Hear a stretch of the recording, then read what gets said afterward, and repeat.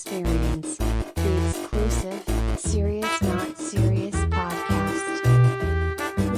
We about your business around here for real. All of us are business owners. All of us love to provide knowledge and information and wisdom to people that we come across.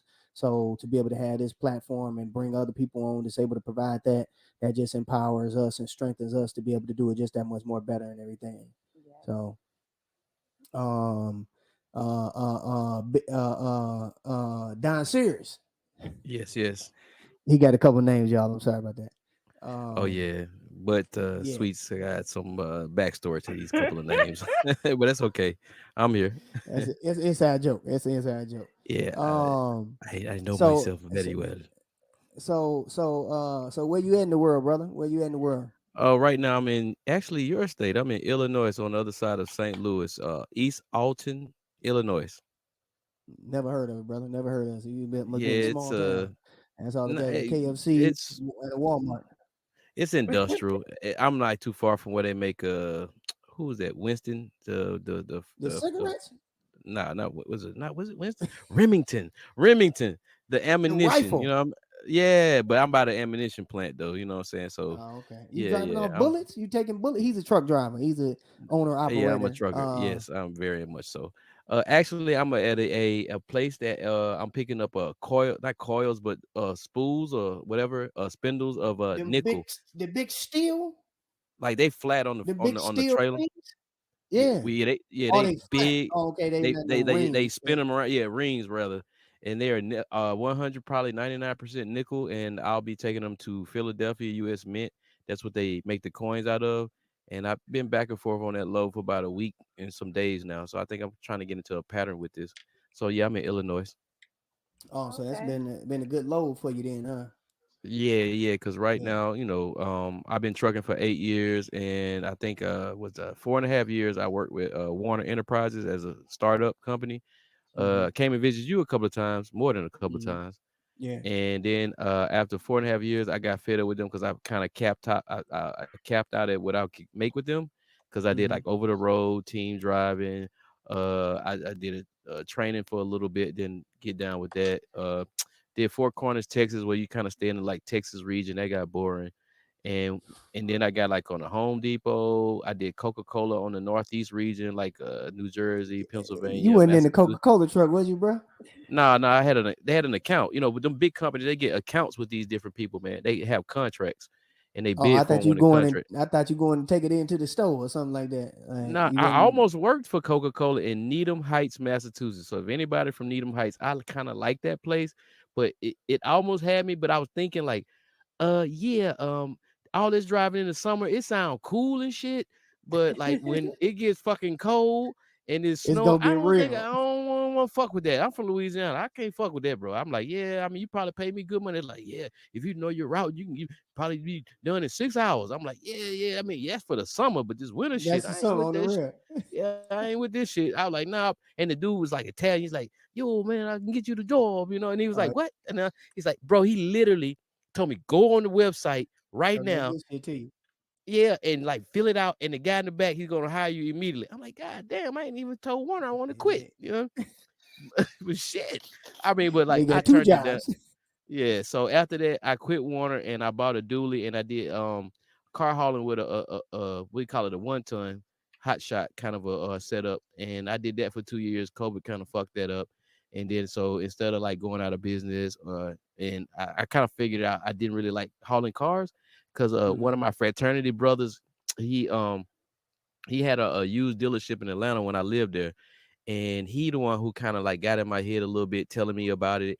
And you'll make this amount, but when I got into business, I swear to God, I was like, well, where's the money at? Where's this money you talk about? I Yeah. made good, but COVID was a thing that nobody seen coming. Maybe it's Mhm. like inside somebody seen it coming, but I didn't see it coming. Yeah. So instead of letting my business go out of business, I just parked that dually and I came to this company in St. Louis and I worked with them for like a year and a half to stack some more bread. And so I bought a rig and that's how I became an owner operator. Yeah. And so now I'm back in the big truck and Yeah. that's where I'm at right now. How has Yeah. that transition been? From dually, one ton or from company to owner operator? From company to owner operator. The transition been kind of a little rough. It seems like I'm not trying to like be negative, but it seems like when I make choices, it be things that happen where I could have just stayed where I was at as a company driver because I was making pretty decent as a company driver, and all I had to do was get miles. But I did a lot of driving. There was no way around that part. But as soon as I got this truck, it was okay. But then, yeah, if y'all keep up with the current news, this whole recession thing and a limited amount of freight and China not sending as much freight to America, it has really is the word Been stifling? impactful. Yeah, yeah, yeah, Stifling. yeah, Yeah. for real. Slowing it down, stopping it. Yeah, yeah. Yeah. And I do general Impeding. impeding. And I do general freight. And doing general freight, I just have a dry van and it's a 53-foot. So when it's like wintertime, those other 53-foot trailers that we call reefer trailers, that is where they normally do produce. But in It's the a winter reefer. time, yeah, It's a yeah, reefer. reefer, like I'm reefer, dying. refrigerated. Hold on, hold on. Okay. All right. It's I'm short done for with you, Mark. refrigerated. I'm like, how close is you to me? Yeah, now, but the reefers in the wintertime, they start Yeah. hauling general freight. They just turn the AC unit that's on the front of the trailer. They just cut it completely off. They wash Mhm. it out and they turn a refrigerated trailer into just a dry van trailer. So these companies with all these reefer trailers start picking up general freight like me. So that takes money out of us general freight people's pocket, and that makes and then with China not sending much general freight over here because we buy all of China's cheap shit. We just buy all this shit. And so now it ain't as much cheap shit. Yes, please. Shit. Yeah. And the brokers have been Not cheap. lowering Cheap the as hell. price of the freight. And the fuel is just outrageous with these oil companies. I don't know. I don't even want to get into that part right there. Yeah, That's a whole discussion. for real. I go right Yeah. into it with you. Yeah. So right now, That's a from pipeline that got cut off. transition, I kind of feel like, damn, man, like that I picked the wrong time. But what I want to do mentally is just survive because the company I'm leased to, the owner, he was like, don't do as much spending. And that's hard to tell me that because I do have a lifestyle. I don't know how to slow that lifestyle down, you know. Yeah. And so I'm working on that discipline to not spend as much because I guess if I can survive while it's really cheap freight and it's not a lot of good money out there, because a lot of us, man, I went through uh a protest in Indianapolis about 2 weeks ago. Trucks was all lined up, slowing traffic down.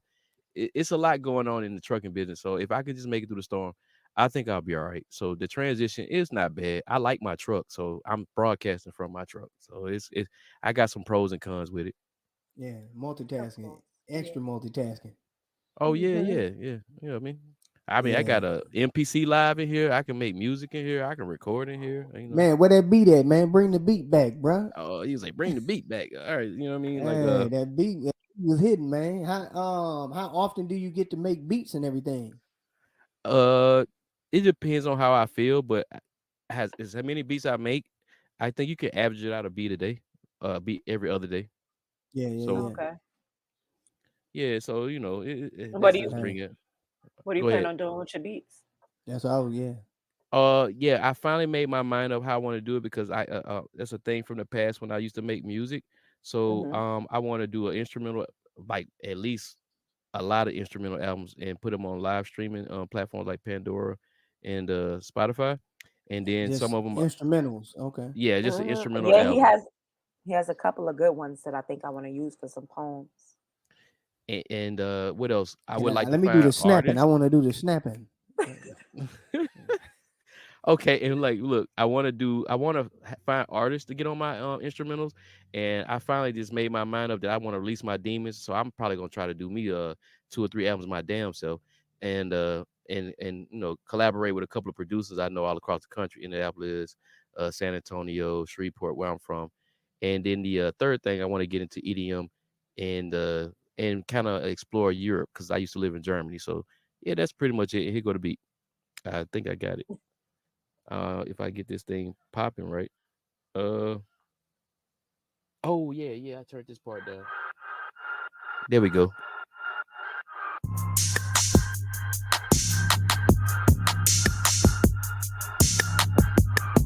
I got a Sound like friend named Steve-O.